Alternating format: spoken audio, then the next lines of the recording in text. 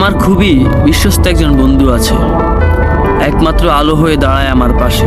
সে কখনো অন্যদের মতো বড় বড় কথা বলে না, চুপচাপ থাকে নিজের অস্তিত্ব দিয়ে।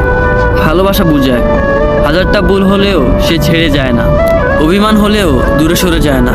তার ভালোবাসা আবেগের উপর নয়, দায়িত্বের উপর দাঁড়ানো।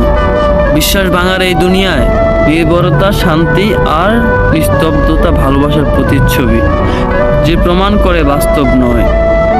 কারণ সে জানে সে সত্যি ভালোবাসার প্রমাণ দরকার হয় না।